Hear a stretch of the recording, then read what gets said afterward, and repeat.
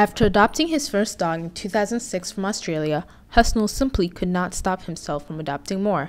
This pet lover went from owning a small band of cats to collecting over 35 pets in his home, a majority of whom are of the Saluki dog breed. Salukis are an ancient side hound, so they're actually supposed to be from the Middle East. But of course, there are people saying that they could be from the East, as in like Central Asia. And there are people saying that they could be from North Africa. But at the end of the day, they're an ancient sighthound, and Westerners have always come up with all these different names of all these dogs. So there's registered ones would be like Saluki. And normally when people talk about Saluki, they'll be thinking it's a Persian Greyhound.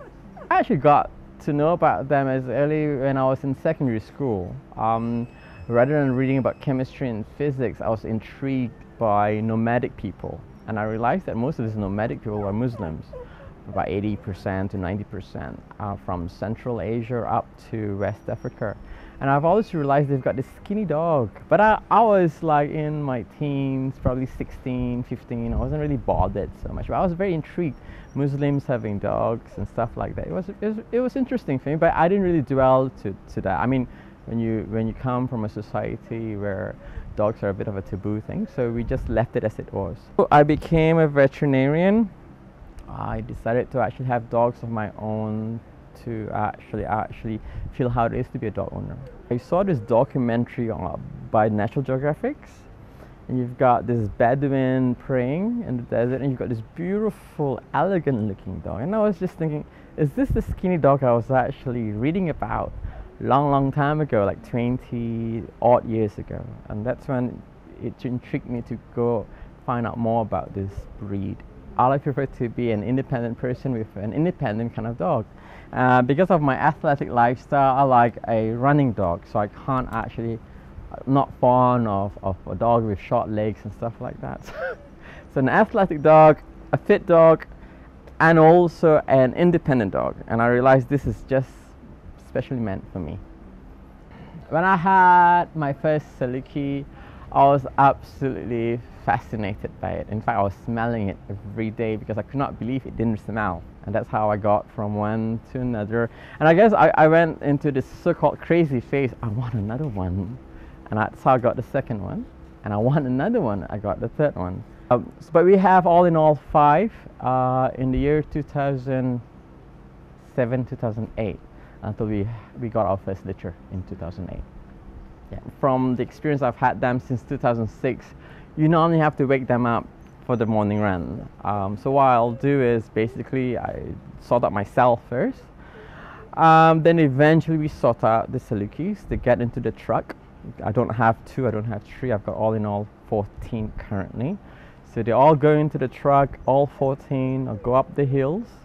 Then we start our little morning stroll before we actually go for our 9-kilometer walk, 9-kilometer jog. They're routine animals, so that's the difference between a cat and them. They're still dogs, so they're so routinized that they know that after the jog, I'm going back to the truck. It's hot. While no one has ever directly attacked Hasnul or questioned his faith as a dog owner, he did have a few bumps.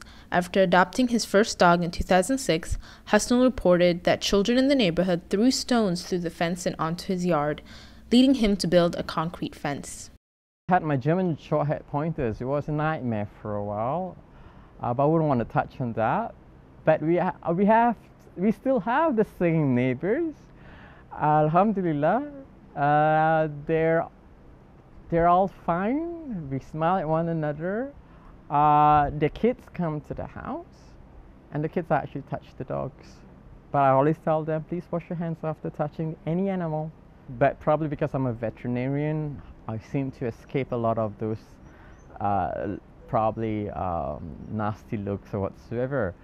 But another reason, probably because I walk a pack, no one dares to actually come up to me and tick me off. But at the end of the day, I'm glad having Salukis. I live in a very Muslim neighborhood. I assume people today are very the accessibility to the internet is there. I've got a signboard on outside my house saying security, Saluki security. The dog situation in this country is always very sensitive, but I always feel that for a person to actually go, I mean, you don't, most people here, they tend to touch on the surface. I realized that thanks to the Salukis, I've gone deeper, and I always encourage people to actually go deeper and find out more. And you find that there's a lot of things that a lot of people are ignorant about. We have always brought up not to have dogs in the house. But at the end of the day, I've actually asked a number of religious scholars, I've spoken to people in the Middle East who are Muslims, who are actually practicing Muslims, who actually have dogs, who have Salukis, what they do. Because I'm not one of those who is just going to listen to just one person. I always feel, as what my Arabic teacher told me, if you're unsure, ask a good person who is a scholar. If you're still unsure, ask another. If you're still unsure, ask another. So I've done that, and I've realized that people just need to know more. I'm not a person who is best to comment on religious issues, but I'm willing to learn, and I have to thank my Salukis because I wouldn't say because of them 100%, but they've actually triggered me off to go back to religion, deeper into religion. Yeah, it's a bit odd, isn't it?